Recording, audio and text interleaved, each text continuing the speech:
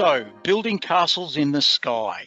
It's an interesting sort of title, but it's one that I feel is very appropriate for the subject that we're talking about, security, because predominantly what happens with security is we rely on information, we rely on rules, we rely on other people to let us know what security is. Now, a lot of people are a bit hesitant about security. They're thinking, oh, what do I need to know everything? What do I need to know to know stuff about security? So the session will be about 40 minutes on looking at the current security myths. So these are things that have been steeped in the legends of time, and that some people today think, okay, this is a very simple statement. It must be true because it's simple and it sounds like it should be right. And we're going to look at a lot of those.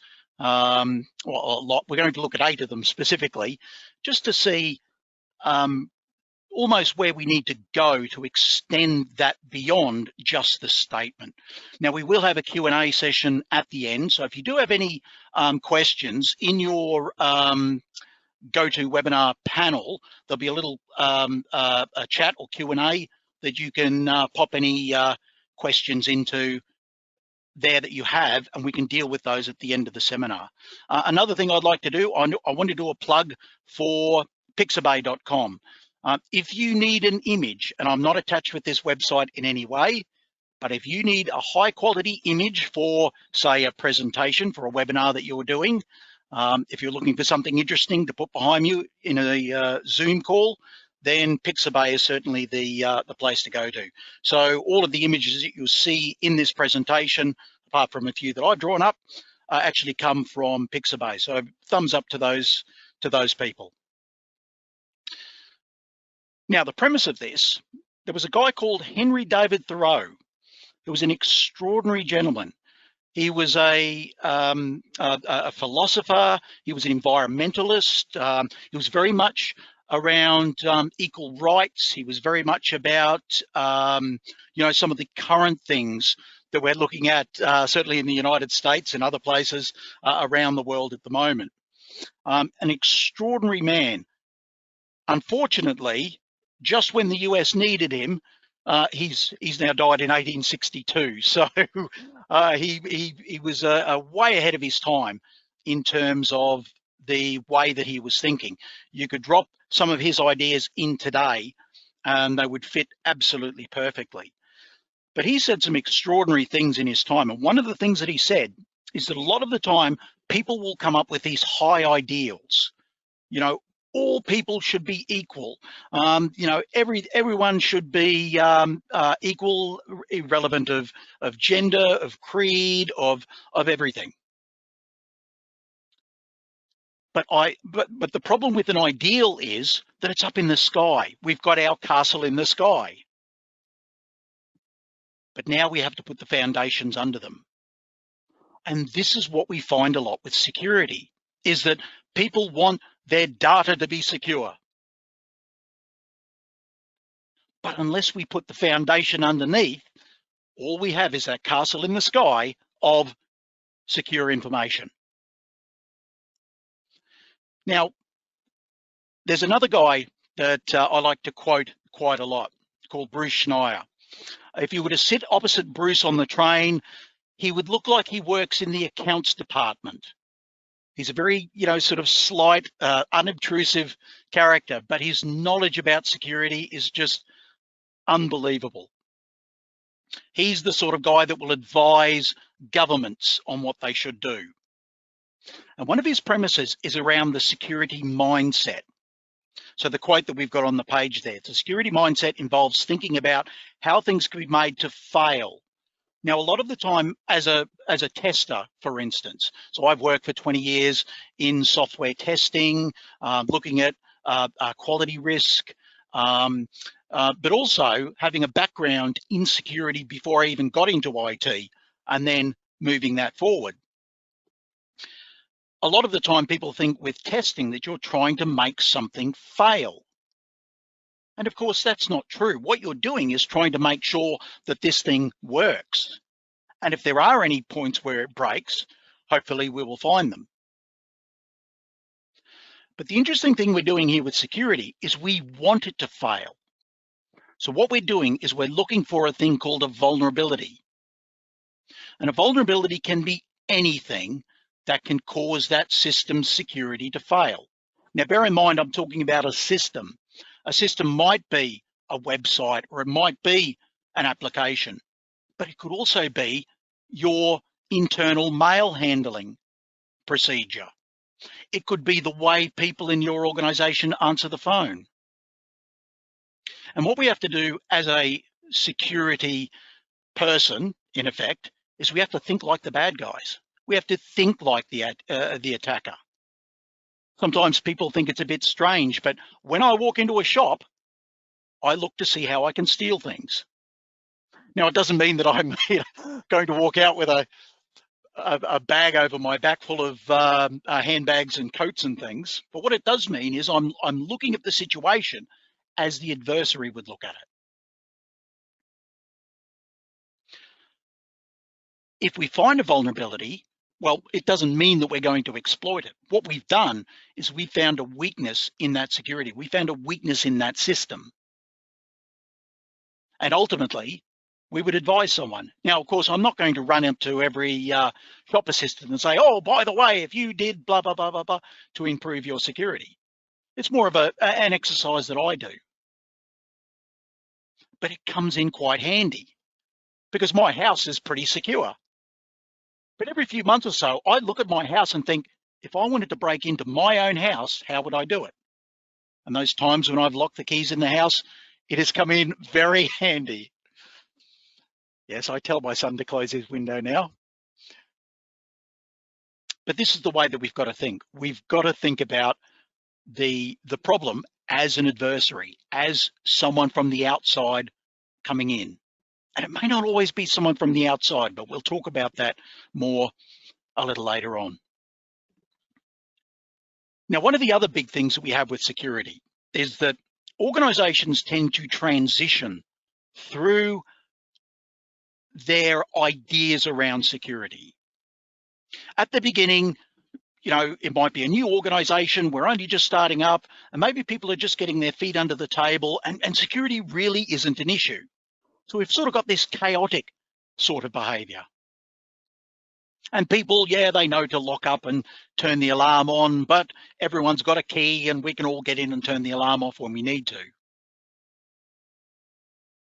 But then what happens is that as the organization then starts to grow, we go into a second stage where it becomes very regimented. So this is where you've got security documentation, you've got security procedures you have to follow. And you will follow the rules. We have a set of rules you must follow. This is where most organizations stop. And what happens is they rely too much on these rules. Now, once again, another wise person, a guy called Karl Popper, he came up with this idea around clocks and clouds. Is that one of the mistakes that we make, and in fact, the worst mistakes that are made, is when we treat clouds as if they were clocks. People are clouds. Clouds are in the sky as I look out the window at the moment. There's a grey overcast. And bearing in mind how long you've been inside for the last couple of months, you might be feeling a bit grey and overcast as well. But clouds change. We've got all different types of clouds, different shapes, and they all tend to exist in all these weird and wonderful shapes and ways. Clocks, on the other hand, are regimented. They're precise. They work on a series of rules, whether it's a digital watch or whether it's an old-fashioned clock with a whole lot of cogs that all turning at a certain rate cause the hours to move. But the problem we get is when we treat people like they're a machine. And this is what happens in a lot of organizations, is they stay in that second stage, that regimented stage about security. The third stage after that is where we're empowered. We've got skilled security leadership. And that's where the organization starts to change. You don't rely as much on set rules and things like that because people are more security aware. And so it's that third stage that all organizations should be trying to move towards. They don't need to have 28 rules that they know 26 of those aren't going to be followed, because people know what to look for. They know about vulnerabilities. They know how to spot a vulnerability. They might be aware of threats. So a threat is someone or something that potentially is going to use a vulnerability to attack your organization. And it's that third stage, as I said, that we should be moving towards, where everyone is empowered in terms of security. So let's start looking at some of those myths. Now, one of the big problems that we have, and this is just an example I did at the beginning of this week, where I've gone in and grabbed a whole lot of COVID-19 related security issues. And these were some of the headlines that were coming up. Now, you might look at this and say, oh, look, we've got email scams. So we've got phishing attempts. So Captain Tom Moore, the EasyJet passengers, they're phishing scams. So you get an email, click on the link, bad things happen. You might accidentally give away personal details. The interesting one down the bottom though, so fraud, and that's what we're talking about here. So people are making fraud claims against Universal Credit. I'm very interested in looking at security from a whole lot of different ways. And in fact, on Radio 4 on the BBC here in the UK, just at the beginning of the week, they had a really good article on crime during the pandemic. And it was fascinating. One of the statements that one of the senior officers who was being interviewed on the program said is that crime abhors a vacuum. So you might think, oh, well, no one's going to break in because no one's outside and you're inside at home. Hey, our homes might be safe. But they were looking at a whole lot of different scams, like scams around car sales. So people, oh yes, look, we can't travel. Here's the card. You want to buy it? You know, grabbing a picture of a car from wherever they get their car pictures from. And there were a number of instances of crimes that were being committed in the, in the lockdown period. And I can pretty well guarantee that every training course that you will attend up until this point would have had nothing that was up to date in it. So if you think about the training programs you might have at work, they won't cover this stuff. You know, a lot of the training programs will say, oh, if you get a phishing email, this is how you recognize. You know, it might be, oh, the email's been spoofed, or it might have a malicious link, or it might be an email sent as an anonymous email. You know, it's not sent to Dear Keith in this case, it's sent to Dear Customer. But who do you send it to if you suspect it? What steps do you take if you know that that could be vulnerable? So these are some of the things that I'll rant about a little later on. But it just goes to show that even in this period, people are evolving the way that they're looking for vulnerabilities. And that's the thing. In our organizations, there are thousands of vulnerabilities. And we have to find those and make them maybe a little less vulnerable. As an attacker, I've only got to find one. It might be that you've got magnetic doors that lock after people go in. I can open those with a 10p coin. It might be that you've got security scanning to enter your building. Well, I can get in that. And these are some of the things that we need to think about, is that not so much, oh, we've got this, therefore we're safe. We should be thinking, great, we've got this. How could I breach that? How could I attack that? Is there a vulnerability there? So we need to always update the stuff that we're covering in terms of security. And I'll talk about that a little later on. So the first myth is around passwords. We've got great password rules. You might have seen ones like this before: minimum of 8 characters, uppercase numbers, lowercase letters, special characters, change it every 30 days. Well, let me show you something. I'll now pop up a set of passwords that comply with those rules. So the first one, minimum of 8 characters. There we go, there's 8 characters. That is following that rule. We've got to have upper and lowercase. There we go. We've got to have a number in there. There's one. Has to have a special character. Has to be updated every 30 days. That password at the bottom is compliant with all of those rules. What we have to understand with security is there's a very big psychological background to security. There's a thing called social engineering that if you ever come across, if you've ever bought a used car, there is social engineering going on. All right. These are people who understand psychology of the buyer, or in this case, understand the psychology of the victim of the attack. And the problem is that our psychology has a lot to do with security.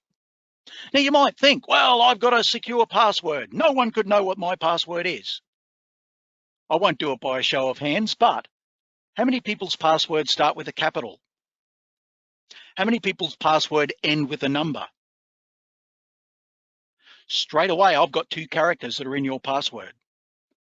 Capital A to Z, number 0 to 9.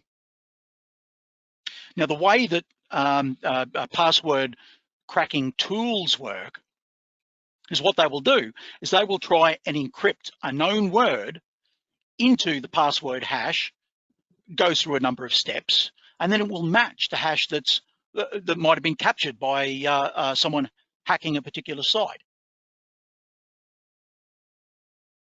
So if you've got something like this, well, that might be very easy to hack. If I know that your password's going to start with a capital and end with a lowercase, end with a number, then I've got 2 of the characters that I could supply the tool and say, look, it will start with a character, it'll end with a number.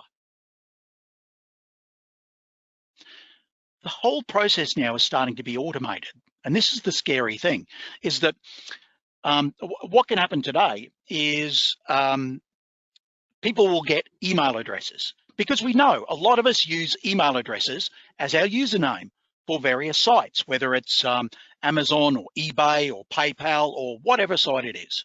So our username is usually an email address. So what the attackers might do is they might have a dictionary file. These passwords you see here are the top 25 hacked passwords in 2019. Now, these lists exist quite a lot, and depending on who's building the list, they will vary slightly. But look at these passwords. Now, this is where psychology comes into. Look at the number that are sequential. 1, 2, 3, 4, 5, 6. Oh, look, all those keys line up. QWERTY, oh, they all line up. And in fact, the number that are sequential, so either the repetition of a key or keys that are adjacent to each other. Even number 13 down the bottom there. Have a look at your keyboard. Q1, W2, E3.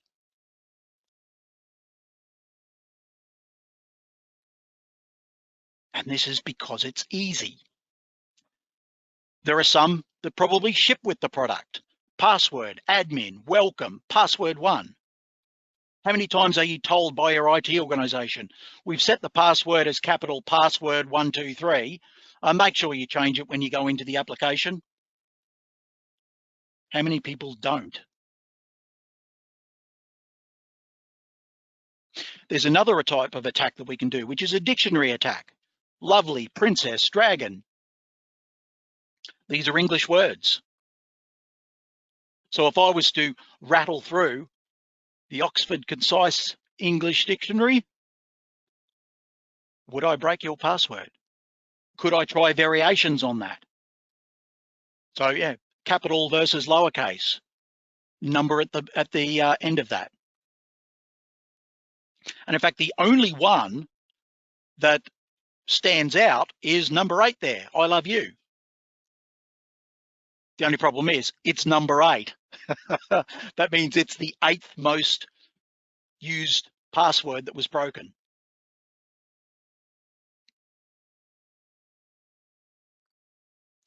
So understanding psychology can help with understanding security.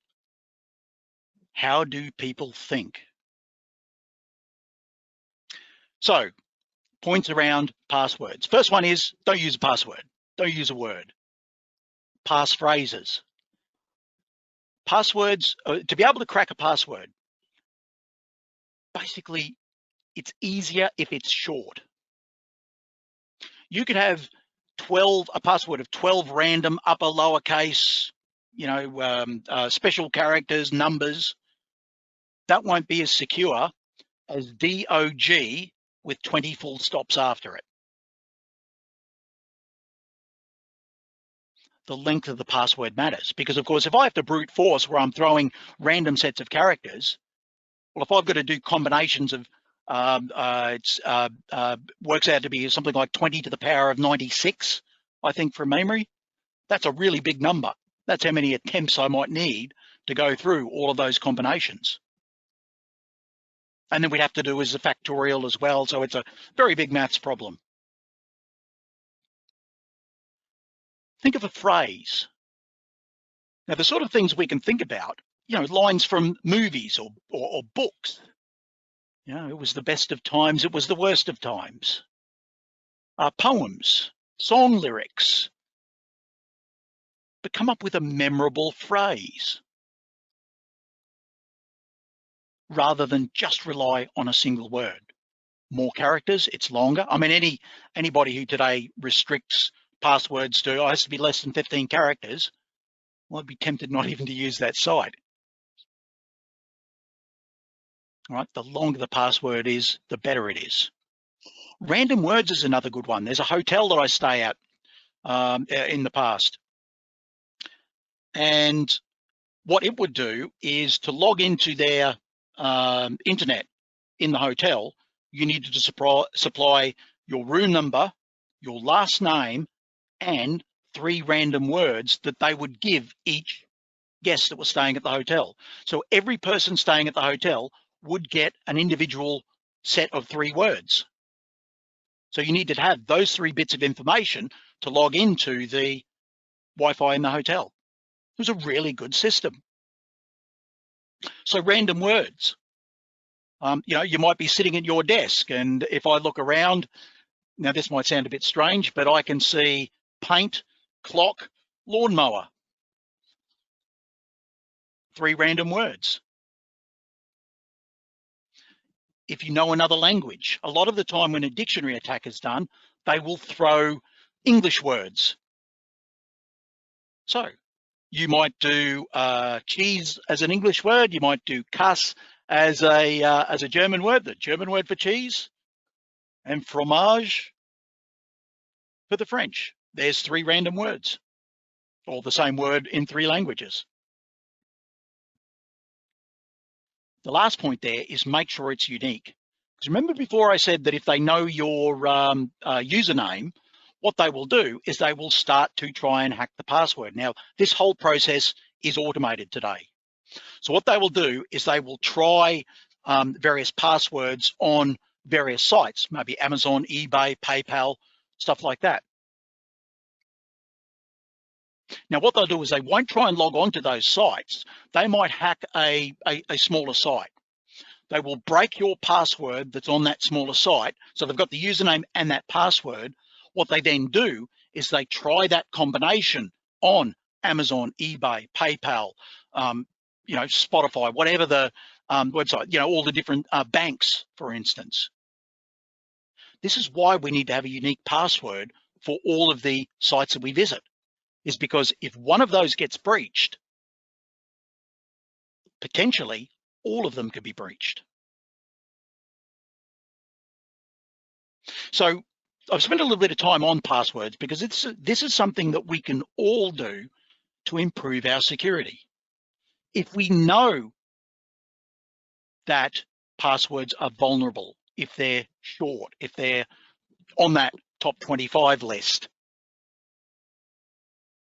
then we know that we need to change it. If we know that a longer password is better, we can use that. Now, there's another thing that comes up with passwords, and that is password managers. I'm keeping the castle theme going here. If you've ever been to the Tower of London, these gentlemen will have potentially showed you around. I used to drink beer with them many years ago. They're a great bunch of folks that are looking after the tower. But the idea of a password manager is absolutely excellent, and it can also be a really bad idea. So you've got a secure storage locker that you're going to store all of the various passwords that you use for all of the sites that you visit. And that's a great thing. We know that they're going to be encrypted. We know that they're stored away, all well and good. But it can also be a very bad idea. Because, hey, if you want to steal the crown jewels, you know where they are. They're in the Tower of London. Now, the security on that is very good. I dare say you're not going to get away with it. Fans of Sherlock with Benedict Cumberbatch might disagree with me, but nonetheless, the problem we've got here is that if your password manager is vulnerable, so it's always a good idea. If you're going to choose a password manager, it is a great idea. But make sure you look and see that that password manager is secure. Don't just look at the company's website. Have a look at security sites. Have a look for news articles. Have a look for information on that password manager. If you have someone in your organization that is, in quotes, looking after security, ask them about it. And you must make sure that the password or the passphrase, I should say, that you use to get into this, you absolutely have to make sure it's a good one. You only have to remember one, so this one has to be a good one. But remember, if I can get into that password manager, then all bets are off. There's a couple of well-known hackers. There's a guy called Kevin Mitnick. And one of the tactics that he uses when he's assessing the vulnerability of an organization is he will give, he knows of vulnerabilities in password managers. He might substitute a password manager with a cracked version of one. Oh, you need a password manager. Here's one that almost works, but he knows where the back doors are. Don't worry, Kevin Mitnick did spend some time in jail for hacking, but now runs his own security company. So he's come good in the long run. So yeah, password managers are good, but they can also be bad.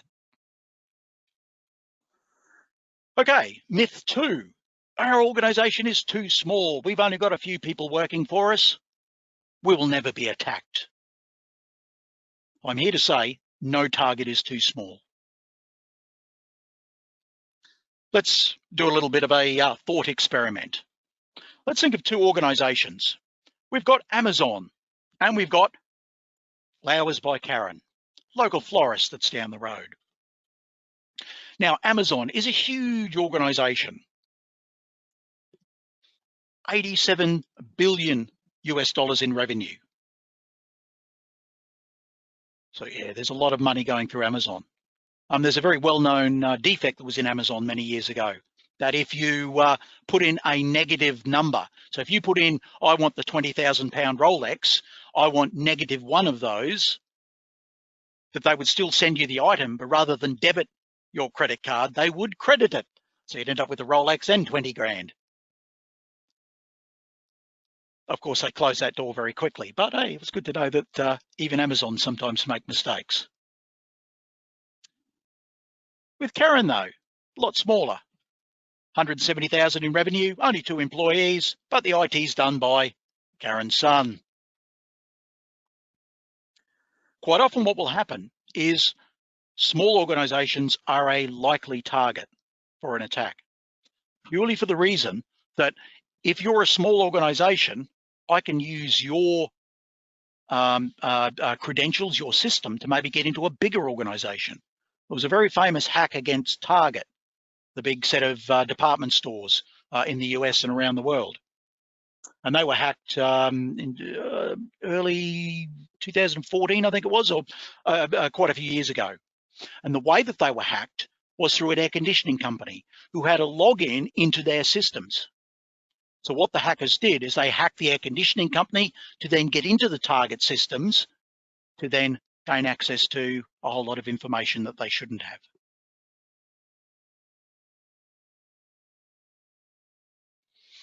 Now, admittedly, things like payment processing, security on websites, a lot of that now is outsourced. So you might go to Squarespace or Wix.com for your website. You might use PayPal or WorldPay or some other payment processing organization. So some of those vulnerabilities have been removed, which is good, but never ever think that you're too small. Small organizations are a target. Big organizations, well, I know that you're going to be able to afford to spend a lot more money on security than a small organization might be able to. We've got antivirus. Oh, that's going to be good enough. All of our machines have got antivirus, and that's good. I will never say that that's a bad thing.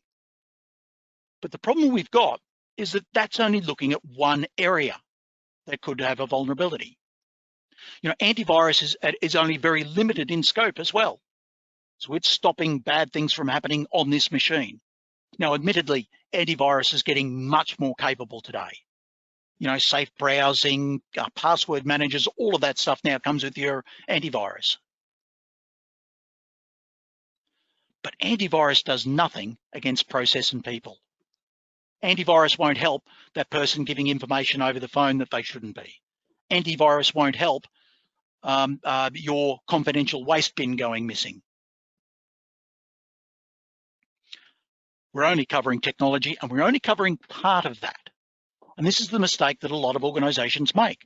They only think about security in terms of IT, not in terms of who's walking in and out the door.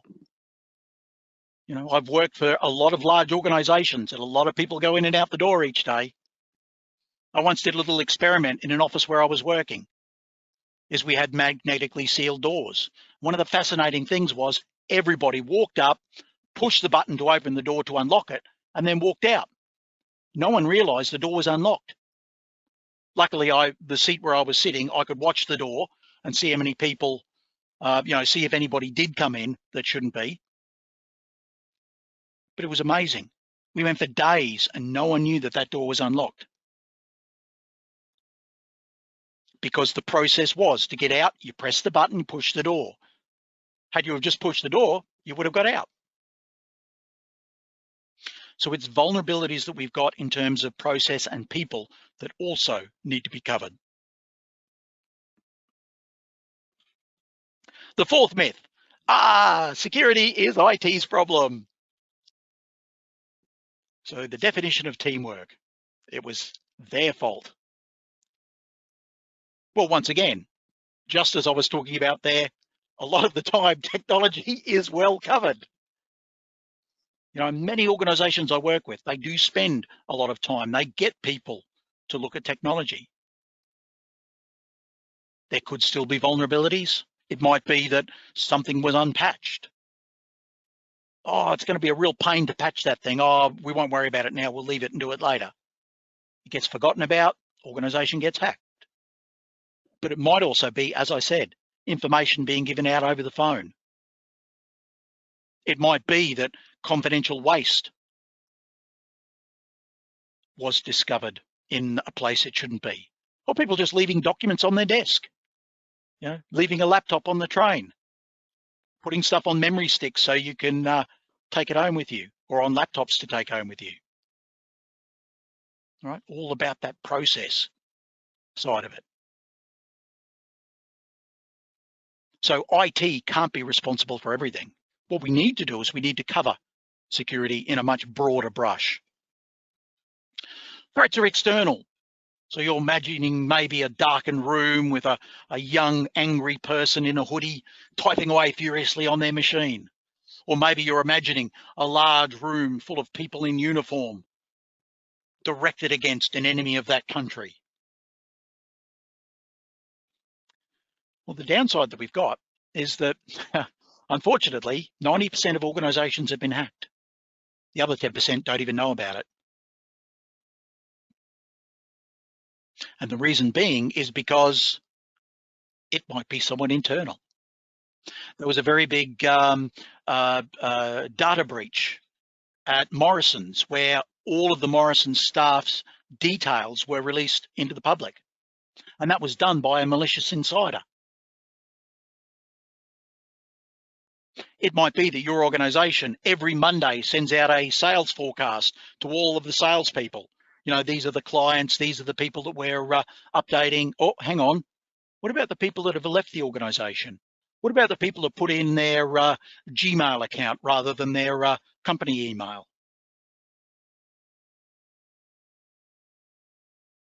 What about the person that prints an extra copy of the document just to maybe give to a mate to have a look at?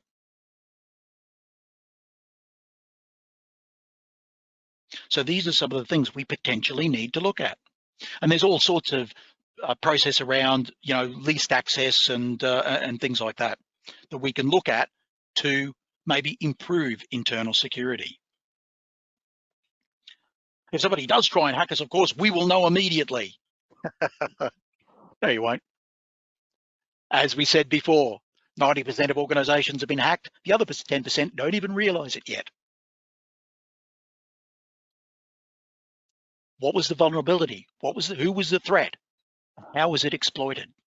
It might be it's a phone call. I only find out one piece of information, but I might be able to use that. There was a fellow that I know recently that was subject to a mystery email that came from one of his bosses. He said, "Oh, quick, go and buy some Google Play cards or Apple cards or whatever it was." And he said, "Oh, gee, it comes from the boss. I better go and do it."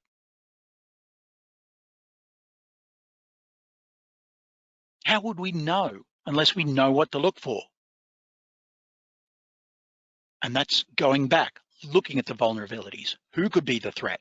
What information could they be after? So a lot of the time, it's in fact, we're playing a little bit of blind man's bluff.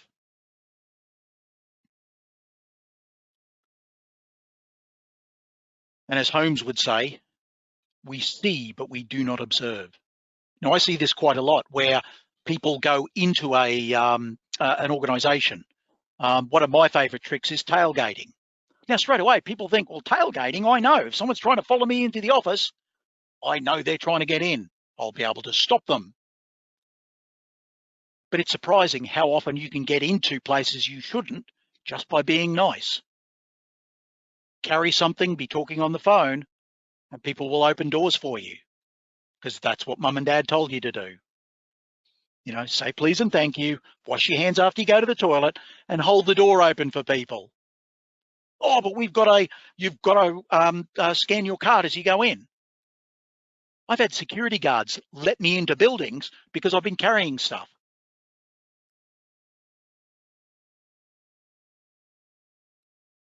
The best time to get into a building is when everyone's leaving. You're putting your bag on, you're thinking, great, day's over, to the pub. And as you walk out the door, open the security door, someone walks in. And you go, oh, okay, he must be walking in. He must be okay, pub time. It's even worse when there's two people walking in, having a conversation. Oh, well, gee, they must be okay. They're talking to each other. This is how an organization can be vulnerable. And don't rely on people pointing out, there's a stranger over there. Because once someone's in a secure area, no one asks them why they're there. They're thinking, oh, well, if they're in here, someone must have checked them. They must be okay.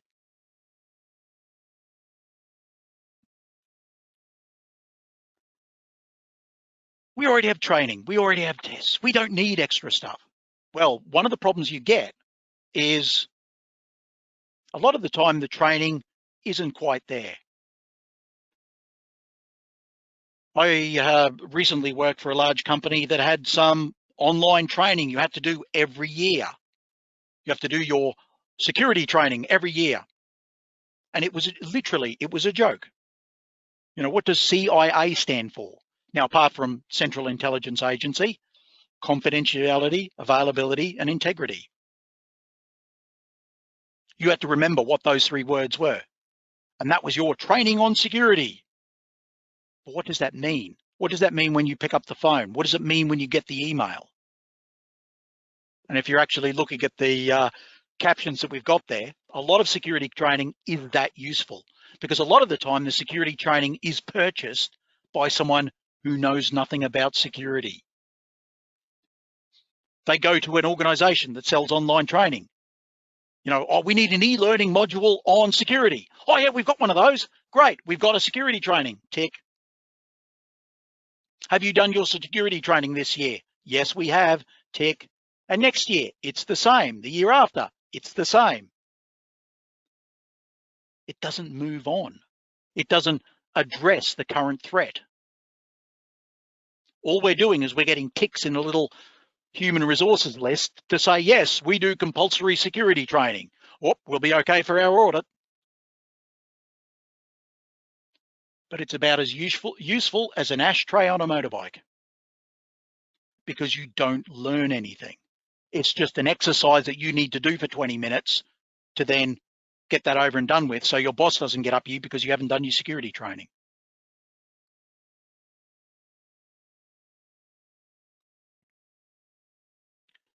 So to summarize, we need to develop a better passphrase policy. All right.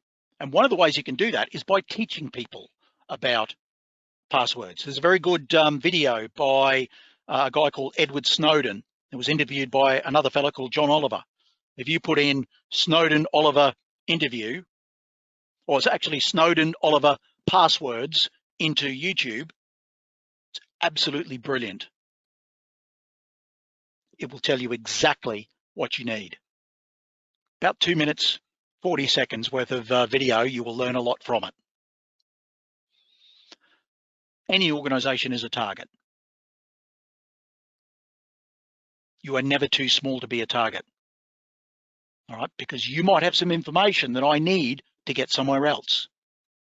You might be a backdoor into something bigger. Or hey, you might just have lax security, a lot of vulnerabilities that I could exploit.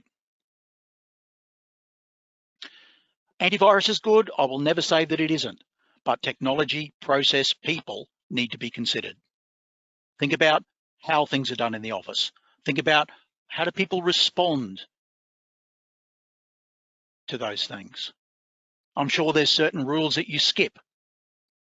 Why? Is it because the rule's out of date, or is it just because it's a hassle? It's everybody's problem, not just IT's, to recognize vulnerabilities. And a vulnerability could be anything. It could be an unlocked window. It could be paperwork left out. It could be the wrong person getting in the wrong area. External threats, internal threats are threats. Full stop, end of story. You're stopping threats from exploiting vulnerabilities. Just because someone works for your organization doesn't mean that they're to be trusted. That's one of the mistakes a lot of people make, is you're automatically trusted because you work for us. Know how to identify threats. Think like an attacker. In what way could I be attacking an organization? And the only way you can do it is by doing that thought exercise, attacking the organization. And the last one there, make sure that the training that you're doing is relevant and it's current. You know, one of the best ways that you can move from that second stage, that rule-based, we all have to do it this way, to that third stage of skilled security awareness It's just by getting people interested in security. And there's a mountain of stuff that's available. Go to YouTube, look for a TV show called The Real Hustle.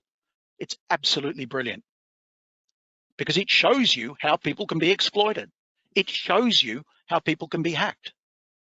There was a really good one where in a vacant lot in a Midlands town in the UK, they put a sign up that said parking £10, all day parking. Wow, that's really cheap. As people were coming up. So these guys put on reflective vests. So immediately, oh, they're wearing a uniform. We trust them. So as they came up and parked, they said, oh, how long are you going to be away? They said, oh, we're going shopping. We'll be a couple of hours. Okay, what we'll do is we'll park your car and we'll put it in a spot in the lot. So when you arrive, we can get it out and we know to, so you can get away sort of thing. What people don't realize is you've just given your car keys to someone.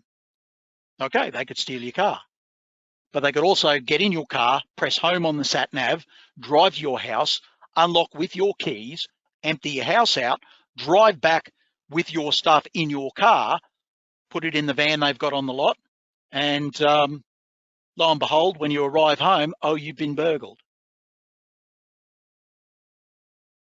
There's websites you can go to. theregister.co.uk, Schneier.com, krebsonsecurity.com. There's a mountain of different websites that you can go to find out information about security. The main thing is thinking like the attacker. It's the security mindset. You can't be good at everything in terms of security, but most people are good at least one thing, and that's something we should look at.